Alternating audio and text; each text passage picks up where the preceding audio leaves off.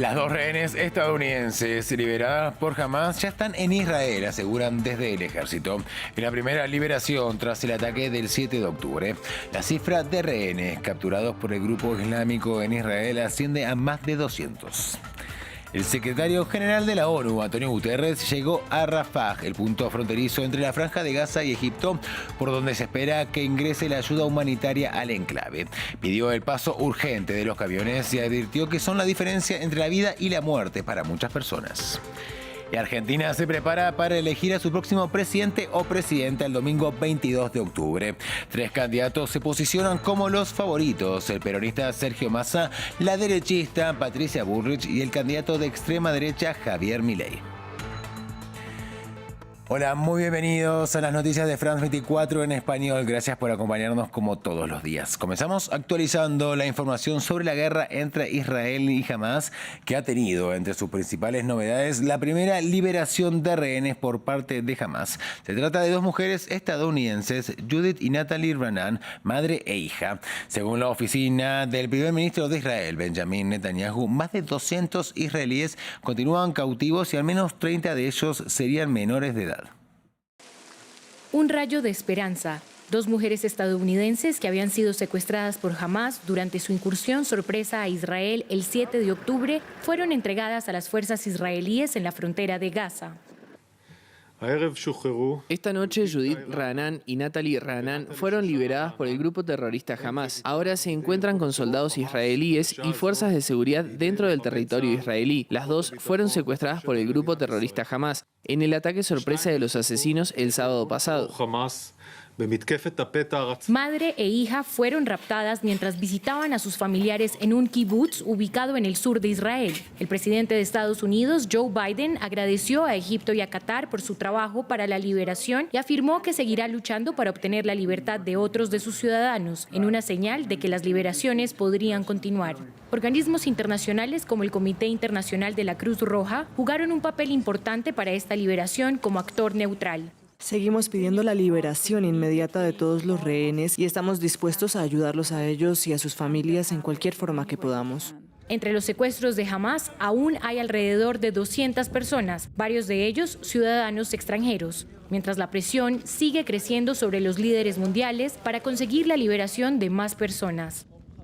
Y el secretario general de Naciones Unidas, Antonio Guterres, estuvo en Rafah, el punto fronterizo entre la Franja de Gaza y Egipto, por donde se espera que ingrese la ayuda humanitaria al enclave. Hizo un llamado para que el convoy entre a la franja lo más pronto posible. Toneladas de ayuda humanitaria han llegado a Egipto desde todo el mundo, pero aún se encuentran dentro de estos camiones que siguen estacionados cerca del paso de Rafah, a la espera de poder cruzar a la Franja de Gaza. Hasta este punto llegó el secretario general de la ONU, Antonio Guterres, quien pidió que la ayuda llegue pronto a su destino para hacer frente a la crisis que viven un poco más de 2 millones de personas. Estos vehículos no son solo camiones, son un salvavidas, son la diferencia entre la vida y la muerte para muchas personas en Gaza. Y verlos detenidos me deja muy claro que lo que necesitamos es hacer que se muevan al otro lado de este muro, que se movilicen lo más rápido posible y tantos como sea posible. El cruce fronterizo de Rafah es el único sobre el que Israel no tiene control. Tras diversos llamados de la comunidad internacional, esfuerzos diplomáticos y obras de reparación en la infraestructura, que ha sido bombardeada en múltiples ocasiones, el gobierno israelí dijo estar listo para permitir la apertura de un corredor humanitario. Agua, comida y medicinas serán entregados a los habitantes de Gaza, quienes llevan casi 2 semanas aislados bajo el asedio total por parte de Israel. Y aunque inicialmente la ONU dijo que se necesitaría del cruce de 100 camiones diarios, Israel ha autorizado el paso de 20.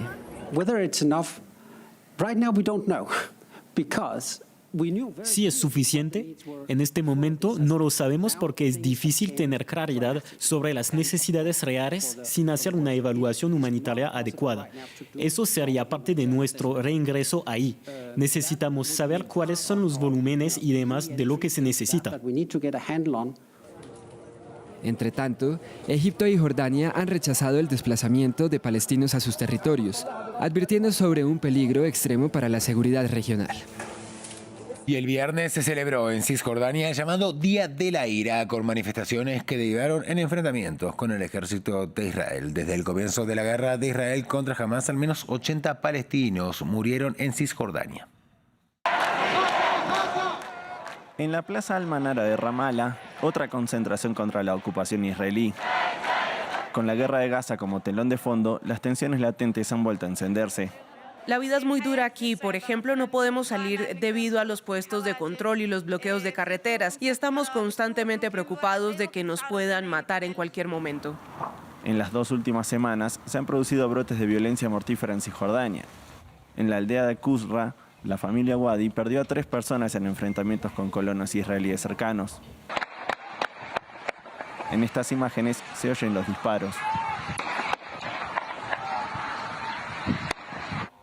Al día siguiente, durante sus funerales, también murieron el padre y el hermano de Yasser. Lo que Yasser nos contó es que un colono que iba en su coche disparó a su padre y a su hermano, que también iban conduciendo. El colono no vio que Yasser iba detrás. Encontramos las balas en el coche. Mi hermano y su hijo Ahmad no estaban afiliados a Fatah ni a Hamás. No tenían ninguna relación con Hamás. Ibrahim amaba la paz, no la violencia. El ejército israelí ha abierto una investigación sobre los sucesos de Qusra. A menos de media hora de distancia, los colonos israelíes se atrincheran, temiendo por su propia seguridad en medio del recrudecimiento de la violencia. Shiloh decidió enseñar a su esposa Nomi a usar su pistola cuando empezó la guerra. Es un arma que recibí del ejército debido a la situación de seguridad. Es para los reservistas, para los que no han sido llamados a filas. En mi vida cotidiana tengo una pistola. No suelo pasearme con ella, pero ahora sí. Esta es nuestra tierra. No creo que los palestinos deban sentirse seguros aquí. Siempre han sido los árabes los que han empezado matando judíos. Siempre. Según la ONG israelí B'Tselem, que documenta la violencia en Cisjordania, al menos 98 familias palestinas han abandonado sus hogares desde el 7 de octubre. Cambiemos de tema. El domingo los argentinos votan para elegir a su próximo presidente o presidenta y también para renovar la mitad de la Cámara de Diputados y 1/3 del Senado. 3 candidatos se posicionan como los favoritos: el peronista y actual ministro de Economía, Sergio Massa, la derechista Patricia Bullrich y el candidato de extrema derecha, Javier Milei. Los empresarios agroindustriales reclaman unificación cambiaria y reducción de impuestos. Nuestros enviados especiales, Andrés Mesa Muñoz y Leonel Pusegui, con el informe. Estamos aquí en la Plaza de Mayo de Buenos Aires, justamente frente a la Casa Rosada, sede del gobierno de Argentina, a 2 días de las elecciones presidenciales, y este fue el lugar escogido por decenas de organizaciones del sector agroindustrial para enviarle un mensaje a quien quiera que sea que gane estos comicios y decirle que el campo está dispuesto a acompañar al gobierno entrante para apoyar la economía del país. Lo que queremos decir es mostrar que el campo puede ser la solución, es la solución del problema que tiene la Argentina, a raíz de la cantidad de miles de millones de dólares que podemos generar. Al campo, si le sacamos de encima el pie y dejamos que produzca previsiblemente, con reglas justas y claras por delante, puede generar 40.000 millones de dólares más de ingresos en un sector que es el único casi en Argentina que genera divisas netas. Los vamos a acompañar al candidato que gane, pero no vamos a soportar las humillaciones, que no nos dejen trabajar, las retenciones, la regulación permanente de los mercados, que lo único que hace es generar corrupción y generar pérdidas para la producción. Se trató de un evento totalmente apolítico en el que los representantes de estas organizaciones insistieron en la necesidad de promover acuerdos que permitan no solo el desarrollo de la economía argentina, sino también generar condiciones de vida digna para todos los habitantes del país. Aún en medio de esta voluntad también hay preocupaciones. Al mismo tiempo, mucha incertidumbre porque no se ven planes concretos, objetivos, cómo nos vamos a abrir al mundo, cómo vamos a competir, cuáles son los vectores de desarrollo que vamos a estimular. Hay mucha incertidumbre en ese sentido. Ahí no podemos esperar que la política fluya en ese sentido. Nosotros somos los que tenemos que ir a golpear las puertas y mostrar que podemos, que estamos aptos para hacerlo. Sea cual sea el resultado de este domingo, no solo marcará el futuro político de Argentina, sino también la dirección económica del país, que será el principal desafío de quien sea el próximo presidente o presidenta de Argentina. Es todo por el momento. Sigan en France 24.